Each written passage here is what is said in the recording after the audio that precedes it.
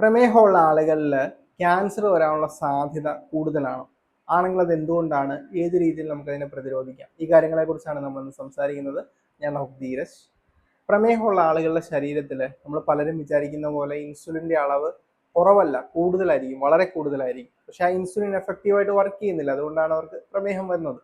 Insulin എന്ന് പറയുന്നത് നമ്മുടെ ശരീരത്തിൽ ഒരു വളർച്ചയെ ത്വരിതപ്പെടുത്തുന്ന ഒരു ഗ്രോത്ത് ഫാക്ടറാണ്. അപ്പോൾ ഈ ഇൻസുലിൻ കൂടി നിൽക്കുക, ഹൈപ്പർ ഇൻസുലിനിമിയ എന്ന് പറയുന്ന അവസ്ഥയുള്ള ആളുകളിൽ ശരീരത്തിൽ എപ്പോഴും ഒരു വളർച്ചയ്ക്കുള്ളൊരു ത്വര കൂടുതലായിട്ടുണ്ടാകും. അങ്ങനെയാണ് ഈ കൂടുതൽ നിൽക്കുന്ന ഇൻസുലിൻ പ്രമേഹ രോഗ സാധ്യതയിലേക്ക് നയിക്കുന്നത്. രണ്ടാമതായിട്ട്, ഈ ഇൻസുലിൻ്റെ അളവ് കൂടി നിൽക്കുമ്പോൾ ശരീരത്തിൽ കൊഴുപ്പടിയാനുള്ള സാധ്യതയും കൂടും. ശരീരത്തിൽ ഇങ്ങനെ അടിഞ്ഞുകൂടുന്ന ഫാറ്റ് അല്ലെ കൊഴുപ്പെന്ന് പറയുന്നത് പിന്നീട് പല രീതിയിലുള്ള ഹോർമോൺസ് അല്ലെങ്കിൽ മോളിക്യൂൾസ് ഒക്കെ സെക്രീറ്റ് ചെയ്യുകയും അത് ശരീരത്തിൽ നീർക്കെട്ടുണ്ടാക്കുകയും അത് ക്യാൻസർ രോഗസാധ്യതയിലേക്ക് നയിക്കുകയും ചെയ്യും.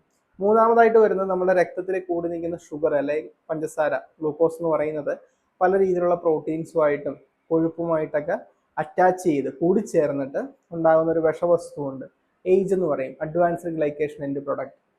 ഇതും ഈ പറയുന്ന ക്യാൻസർ രോഗസാധ്യതയിലേക്ക് നയിക്കും. അപ്പോൾ ഇതിനുള്ള പരിഹാര മാർഗം എന്താണ്? പ്രമേഹം നിയന്ത്രിക്കുന്നതിനോടൊപ്പം, അതായത് രക്തത്തിലെ പഞ്ചസാരയുടെ അളവ് നിയന്ത്രിക്കുന്നത് മാത്രമാണ് ആളുകൾ നോക്കുന്നത് പലപ്പോഴും. പക്ഷെ അത് മാത്രം പോരാ, അതിനോടൊപ്പം നമ്മുടെ ശരീരത്തിലെ ഇൻസുലിൻ്റെ അളവും കൃത്യമായിട്ട് ക്രമപ്പെടുത്തണം.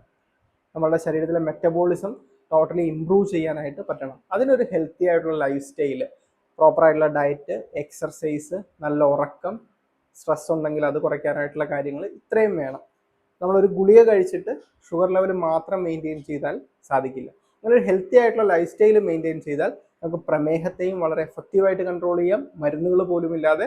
അതിനോടൊപ്പം ക്യാൻസർ രോഗസാധ്യതയും പൂർണ്ണമായിട്ട് ഒഴിവാക്കാനായിട്ട് സാധിക്കും.